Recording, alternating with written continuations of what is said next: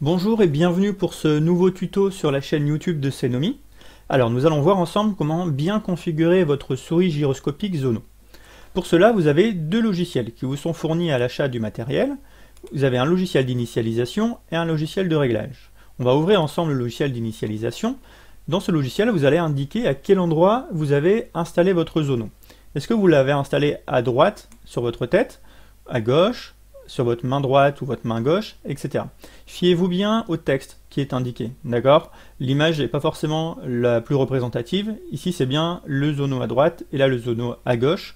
Tout simplement, si jamais vous vous trompez, vous allez voir que l'axe vertical, notamment, va être inversé. Donc là, vous pourrez corriger immédiatement. Dès que vous cliquez, ça envoie la configuration au Zono. Une fois que vous avez fait ça, vous pouvez faire quitter et vous allez pouvoir rentrer dans les réglages. Dans les réglages, on va pouvoir régler différentes choses, et notamment la vitesse. Plus vous allez utiliser une vitesse élevée, moins ça vous demandera de mouvement. D'accord? Si vous pouvez faire des mouvements amples, vous allez pouvoir régler sur une vitesse plus lente. D'accord? Il faut savoir également qu'une vitesse rapide vous demandera vraiment de ne pas bouger pour pouvoir cliquer. Donc pareil, si jamais vous avez parfois des mouvements au niveau de la tête qui sont un peu incontrôlés, vous allez pouvoir dans les fonctions d'accessibilité ici, jouer sur l'amortisseur de vibration pour lisser un petit peu vos déplacements. Voilà, donc là c'est vraiment personnalisé, c'est à vous de voir le réglage qui vous correspond le mieux. Le mode joystick, tout simplement, ça va être un mode, lorsque je vais commencer à bouger la tête vers la droite, le joystick va bouger en continu sur la droite. Si je le bouge la tête sur la gauche, le curseur de la souris va se déplacer en continu sur la gauche. Et après vous avez les boutons de la souris. En l'état, avec uniquement le Zono et ces deux logiciels, vous allez pouvoir faire uniquement du clic gauche. D'accord? Ce qui est indiqué ici pour l'assistant du double clic, c'est tout simplement pour que les deux clics ne soient pas trop rapprochés justement. Donc nous, on utilise rarement cette fonction-là, c'est surtout la fonction de clic automatique qu'il va falloir mettre en marche. Et là, on va pouvoir régler le délai de la fonction. Ça veut dire que pendant une seconde, en l'état actuel des choses, avec ces réglages-ci, pendant une seconde, je dois ne pas bouger pour pouvoir faire le clic de la souris.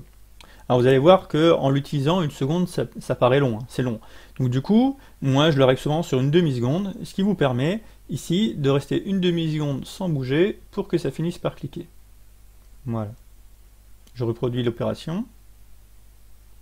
Et voilà. Donc si vous mettez une seconde, ce sera plus difficile de rester vraiment sans bouger, peut-être jouer sur la vitesse pour compenser ça.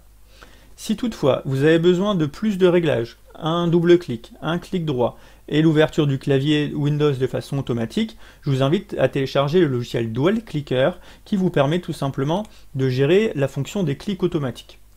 Donc c'est une interface qui est très simple mais qui vous permet de pouvoir du coup utiliser ces options-là qui ne sont pas de base dans le Zono. Alors j'ouvre actuellement le logiciel Dual Clicker. Hop, je le déplace ici. Vous voyez, ça se représente de cette façon-là. Et vous allez pouvoir gérer les clics. Donc là, en plus du clic gauche, le clic droit, le double clic. Vous voyez, quand je reste dessus, vous avez la possibilité de l'activer. Et vous voyez, c'est représenté en noir et en blanc à l'écran. Voilà. Donc là, de la même façon, je peux fermer la fenêtre. Et je peux mettre en pause, Dual Clicker.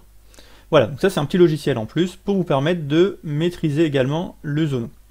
Je vous remercie d'avoir suivi ce tuto et je vous invite à laisser des commentaires, peut-être avec des remarques ou au contraire avec des choses en plus à apporter à ce tuto et pourquoi pas d'avoir d'autres tutos sur d'autres dispositifs ou d'autres contenus. Vous pouvez aussi suivre la chaîne YouTube de Cenomy pour être informé des dernières vidéos. Je vous remercie de m'avoir suivi aujourd'hui et je vous dis à bientôt.